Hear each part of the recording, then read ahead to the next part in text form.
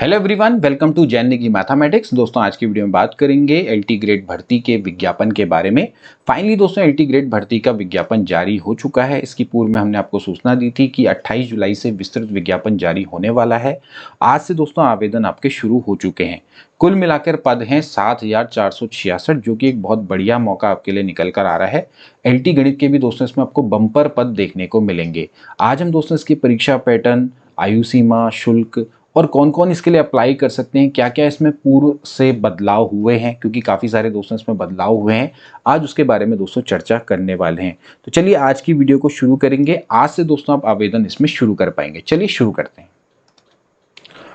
तो फाइनली दोस्तों उत्तर प्रदेश लोक सेवा आयोग के द्वारा सहायक अध्यापक प्रशिक्षित स्नातक श्रेणी परीक्षा 2025 यानी कि यूपीएलटी ग्रेड भर्ती का विस्तृत विज्ञापन जारी कर दिया गया है। ऑनलाइन आवेदन प्रारंभ होने की तिथि यानी कि आज से 28/7/2025 से आप ऑनलाइन आवेदन शुरू कर पाएंगे, यानी कि आप फॉर्म भर पाएंगे और लास्ट डेट रहने वाली है 4 सितंबर 2025। तो 4 सितंबर तक का वेट ना करें, तुरंत अपना फॉर्म भर लीजिए।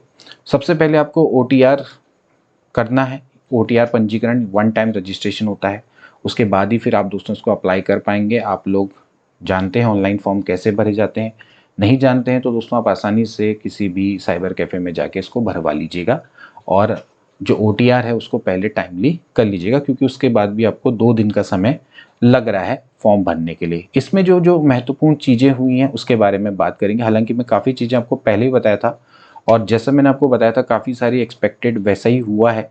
तो सबसे पहले आप चीज़ ध्यान रखेंगे दोस्तों कि यहाँ पर आप फीस की बात करें तो फीस आपको कुल मिला के, अगर आप जनरल कैटेगरी से हैं या फिर आप ओबीसी में हैं या फिर ईडब्ल्यूएस के अंदर आते हैं तो 125 रुपये पड़ेगा।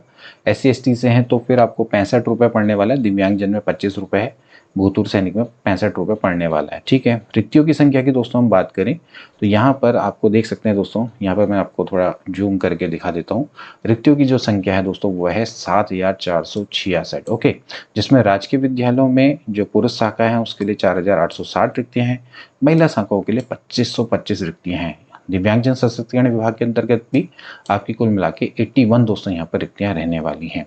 अब बात करेंगे वेतन की, तो वेतन दोस्तों आपका ये लेवल 7 पर आता है, यानी कि 4600 ग्रेड पे में आता है। अच्छी खासी हैंडसम सैलरी आपको यहाँ पर मिलने वाली है। आरक्षण की बात करेंगे तो आरक्षण दोस्तों केवल और केवल उत्तर प्रदेश के एससी एसटी ओबीसी ईडब्ल्यूएस अभ्यर्थियों को ही दोस्तों यहाँ पर मिलेगा। अगर आप किसी अन्य स्टेट से अप्लाई करते हैं तो फिर आपको जनरल कैटेगरी के कैंडिडेट्स में माना जाएगा। ठीक है, इस चीज़ को ध्यान रखना है। हालांकि एक चीज़ और है जिसमें दोस्तों यहाँ पर बात चल रही है, बात ये है कि जो महिलाओं के लिए आरक्षण की दोस्तों बात की गई है, प्रदेश की मूल निवासी महिलाओं को ही आरक्षण अनुमन्य है। यहाँ पर दोस्तों जो आपका एक आदेश है जो कि हुआ था इलाहाबाद उच्च न्यायालय का आदेश, उसके द्वारा इस नियम को विलोपित किया गया है और इसके अगेंस्ट में यहाँ पर फिलहाल अभी सरकार ने कोर्ट में केस किया है। तो फिलहाल उसके निर्णय के अंतिम निर्णय के अधीन रहेगा जो भी मामला रहेगा। तो फिलहाल यहाँ पर महिलाएं अप्लाई कर पाएंगी महिला श्रेणी में, ये दोस्तों यहाँ पर प्रावधान किया गया है। ठीक है, तो ये चीज़ थोड़ा सा देख लीजिएगा। ठीक है, तो अभी फिलहाल आप सभी लोग इसके लिए अप्लाई कर सकते हैं। अब बात करेंगे यहाँ पर वैवाहिक परिस्थिति की, तो ऐसे लोग ये अप्लाई कर पाएंगे जिनकी एक पत्नी हो, जीवित पत्नी, मतलब कि एक से अधिक पत्नी वाले अप्लाई नहीं कर पाएंगे। ऐसी महिला अभ्यर्थी जिन्होंने एक व्यक्ति से विवाह किया हो या ऐसे व्यक्ति से विवाह किया हो जिसकी पहले से पत्नी हो, कि वो पात्र नहीं होंगे। अब बात करते हैं दोस्तों यहाँ पर शैक्षिक अर्हताओं की। तो शैक्षिक अर्हता दोस्तों सबसे पहले अगर आप बात करेंगे सहायक अध्यापक हिंदी बनना चाहते हैं तो ग्रेजुएशन होना चाहिए हिंदी के संग इंटरमीडिएट में संस्कृत होना चाहिए, साथ में बीएड। ऐसे अंग्रेजी बनना चाहते हैं तो ग्रेजुएट अंग्रेजी साहित्य के संग बीएड प्लस बीएड होना चाहिए। ऐसे अगर आप सहायक अध्यापक गणित बनना चाहते हैं तो फिर उसके लिए आपको ग्रेजुएट मैथ से और इसके अलावा बीएड होना चाहिए। इस बार समकक्ष अर्हता इन्होंने हटा दी है बिल्कुल, ताकि विवाद ना हो। ऐसी साइंस का टीचर बनना चाहते हैं, विज्ञान का टीचर, तो भैया आपको फिजिक्स और केमिस्ट्री के संग ग्रेजुएट होना चाहिए प्लस बीएड होना चाहिए। सामाजिक विज्ञान में इतिहास, भूगोल, राजनीतिक विज्ञान, अर्थशास्त्र में से कोई भी 2 सब्जेक्ट इनसे ग्रेजुएट प्लस बीएड होना चाहिए। असिस्टेंट टीचर कंप्यूटर बनना चाहते हैं तो बीटेक बी कंप्यूटर साइंस के संग या फिर ग्रेजुएट इन कंप्यूटर साइंस या फिर ग्रेजुएट इन कंप्यूटर एप्लीकेशन या फिर ग्रेजुएट डिग्री अलॉन्ग विथ आपके पास ए लेवल का कोर्स होना चाहिए फ्रॉम नाइलिट, या फिर BTech graduate in computer science और प्लस एमसीए हो प्लस बीएड होना चाहिए। ठीक है, उर्दू के लिए ग्रेजुएट उर्दू हो जाए प्लस बीएड। जीव विज्ञान के लिए आपको जंतु विज्ञान और वनस्पति विज्ञान में यानी कि जूलॉजी और बॉटनी में आपको ग्रेजुएशन चाहिए प्लस बीएड चाहिए। फिर संस्कृत में भी दोस्तों आप देखें तो संस्कृत के संग ग्रेजुएट प्लस बीएड, कला में देखेंगे तो वही ग्रेजुएट प्लस बीएड। तो बीएड दोस्तों सब जगह देखने को मिलेगा। ऐसे संगीत में आपके संगीत में उपाधि होनी चाहिए प्लस बीएड आपको देखने को मिलेगा। तो ये दोस्तों यहाँ पर इसकी योग्यताएं दी गई हैं, बहुत आसान है, सब चीज़ें इन्होंने इस बार आसान कर दी है। ठीक है, तो इस बार दोस्तों ये इनका देखने को मिलेगा। ठीक है,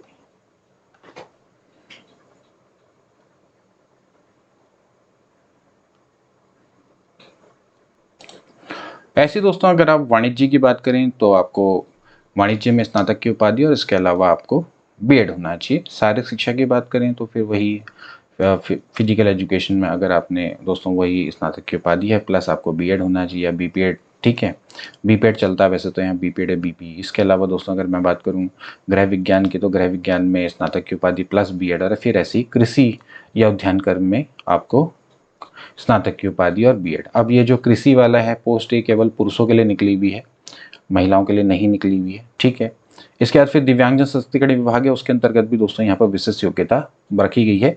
इसमें विशेष बीएड की उपाधि मांगी जाती है। फिर इसमें ब्रेल लिपि में हिंदी अंग्रेजी का ज्ञान है।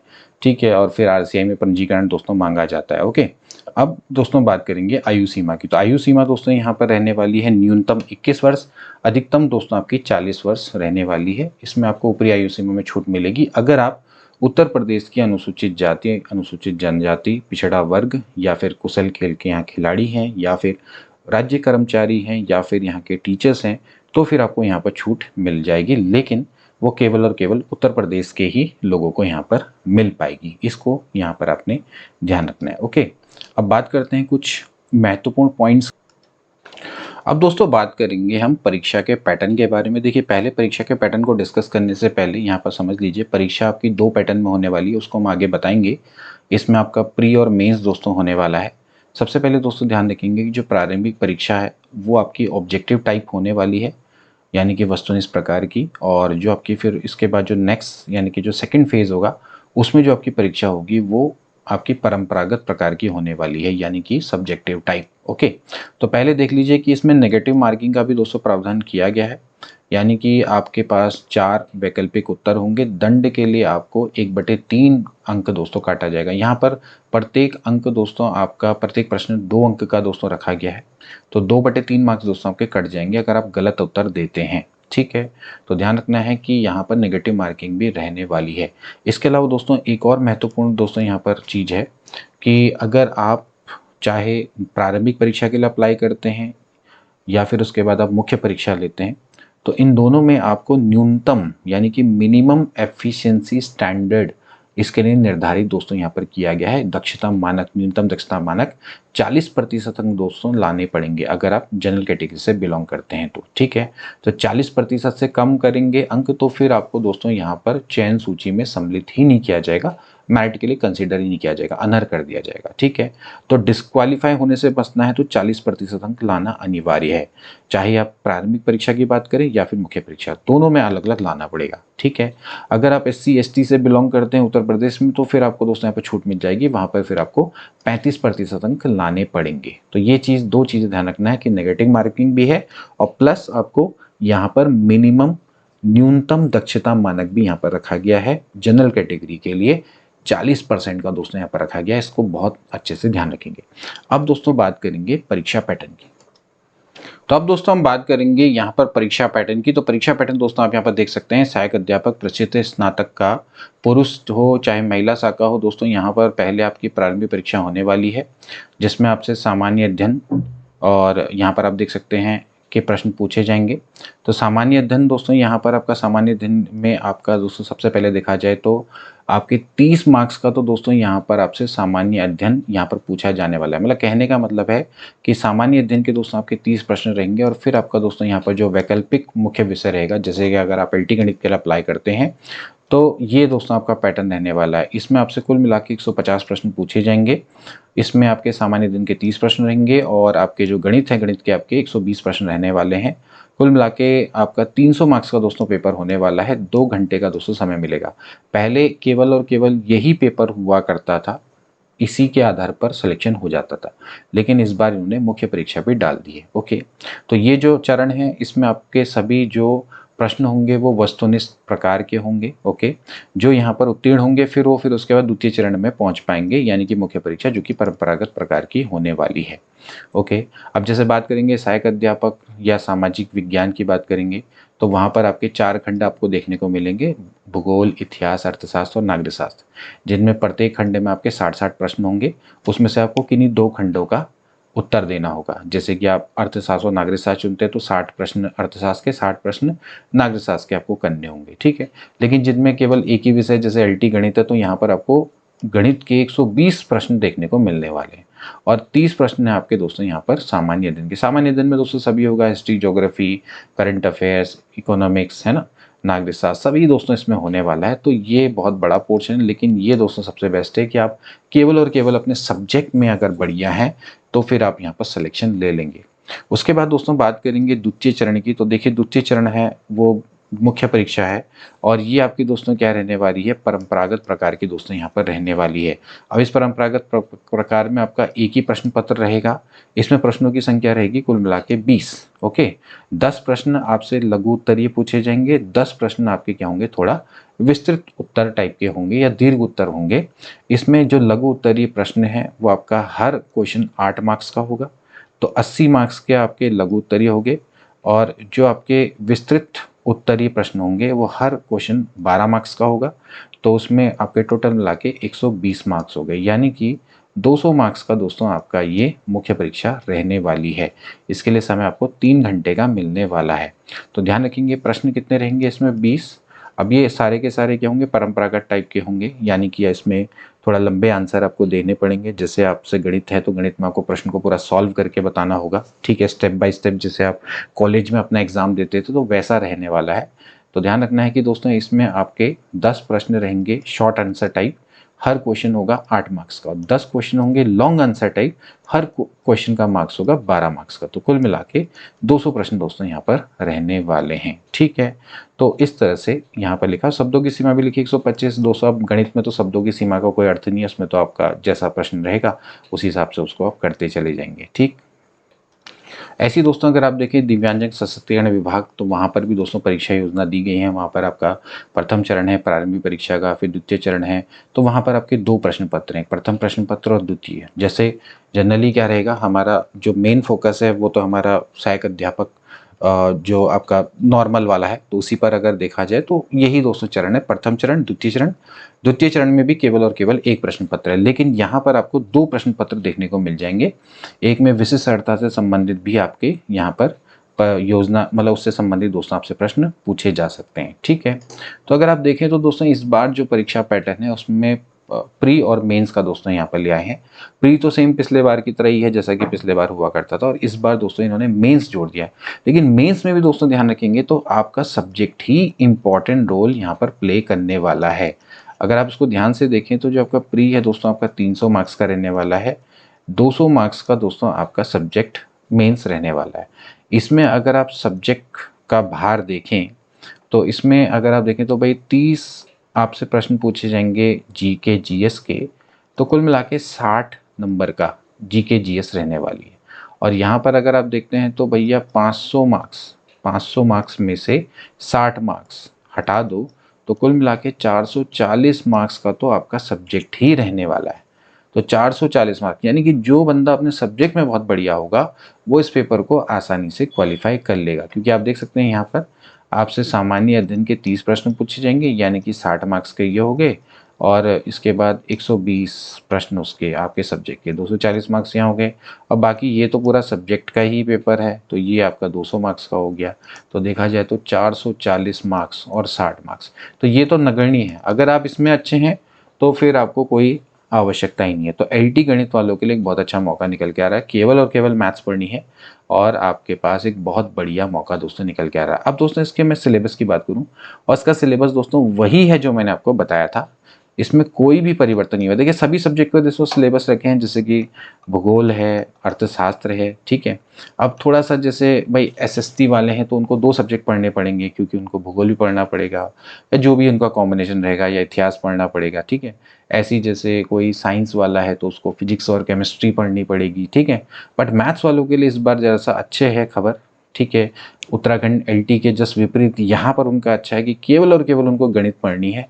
और गणित में भी दोस्तों एक आपका बहुत अच्छा मतलब लिमिटेड दोस्तों यहाँ पर सिलेबस है।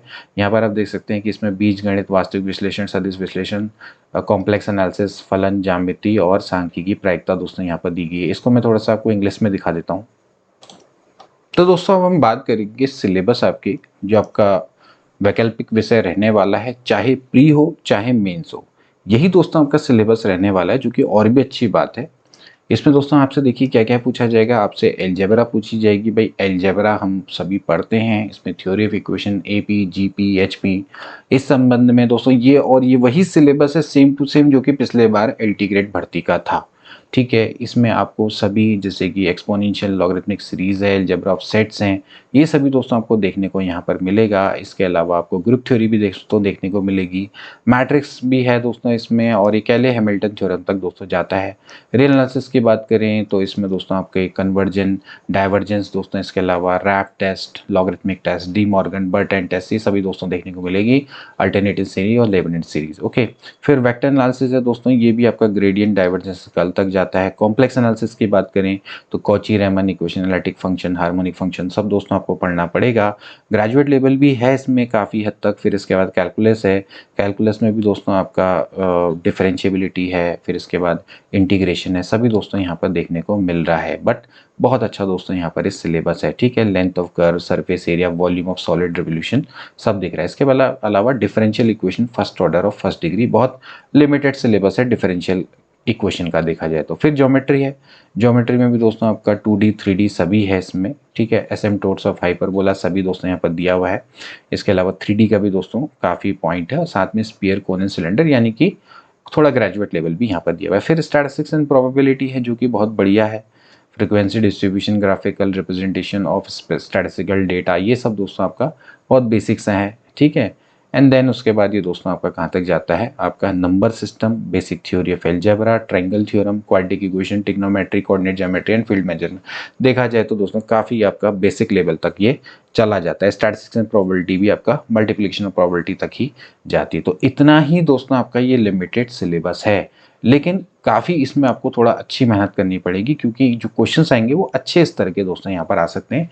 इसको आपने पढ़ना है और इस पर ही दोस्तों आपको मेहनत करनी है। यही दोस्तों आपको एलटी गणित बनवा देगा। 440 मार्क्स का दोस्तों आने वाला है। सबसे पहले तो जो आपकी जो परीक्षा है वो आपकी प्री रहने वाली है, जिसमें आपसे 150 क्वेश्चन में से 120 क्वेश्चन इसी से ही आने वाले हैं, यानी कि 240 मार्क्स तो आपके यहाँ से बनने वाले हैं। बाकी 60 नंबर की जीके जीएस आएगी, और वो जीके जीएस में बहुत डिटेल सिलेबस है, उसमें आपको स्मार्ट स्टडी करने की आवश्यकता है। उसके चक्कर में नहीं रहना है, केवल और केवल इस पे ज़्यादा फोकस आपको रखना पड़ेगा। वो तो आप वैसे भी कर लोगे, ज़्यादा पढ़ोगे तब भी उतने ही नंबर आएंगे। अगर मान लेते हैं प्रिपरेशन नहीं करते हो जीके जीएस की, तो मैं कह रहा हूँ अगर पहले से बहुत अच्छी प्रिपरेशन करते हो तो बात अलग है, लेकिन पहली बार पढ़ने जा रहे हो तो ज़्यादा पढ़ोगे तब भी उतने मार्क्स आएंगे, कम पढ़ोगे स्मार्ट पढ़ोगे तब भी उतने मार्क्स आएंगे। यहाँ पर मेहनत करने की आवश्यकता रहेगी। यहाँ पर एक अच्छी मेहनत आपको इस एग्ज़ाम को निकलवा देगी। यहाँ पर कोई ऐसा बवाल नहीं है कि कुछ और भी पढ़ना है, बस आपको अपने सब्जेक्ट पर यहाँ पर फोकस करना है। तो बहुत एक अच्छा दोस्तों यहाँ पर आपके लिए सिलेबस है। अब दोस्तों बात कर लेते हैं कुल पदों की संख्या।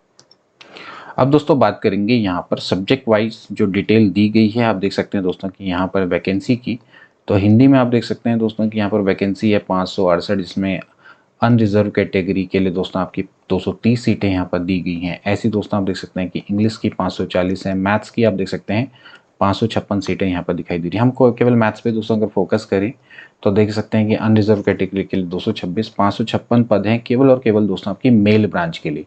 फिर ऐसी दोस्तों अगर मैं बात करें इसमें जो फिजिकली हैंडीकैप्ड हैं उनके लिए देखा जाए तो मैथ्स की दोस्तों यहाँ पर 22 सीटें दोस्तों यहाँ पर हैं, ठीक है।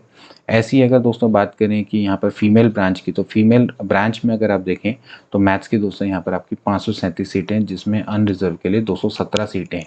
फिर इसके बाद फिजिकली हैंडीकैप की देखें तो मैथ्स में दोस्तों यहाँ पर आपकी 21 सीटें दोस्तों यहाँ पर हैं। फिर इसके बाद दोस्तों फिर आपका जो दिव्यांगजन सशक्तिकरण विभाग है, वहाँ पर भी दोस्तों अगर आप देखेंगे तो आपको ये मिल जाएंगी सीटें। यहाँ पर हम मैथ्स की देखें तो 7 सीटें हैं। फिर ऐसे यहाँ पर भी मैथ्स की आपकी 5 सीटें हैं और यहाँ पर मैथ्स की 2 सीटें हैं। तो कुल मिला के दोस्तों 1000 से अधिक पद दोस्तों यहाँ पर आपको गणित के देखने को मिलने वाले हैं, जो कि एक बहुत अच्छा मौका दोस्तों आपके लिए निकल कर आ रहा है।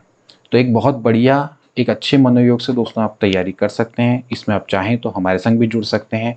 हमारी एप्लीकेशन है, ऑफिशियल एप्लीकेशन, जिसका नाम है क्रीसेंट एजुकेशन क्लासेस।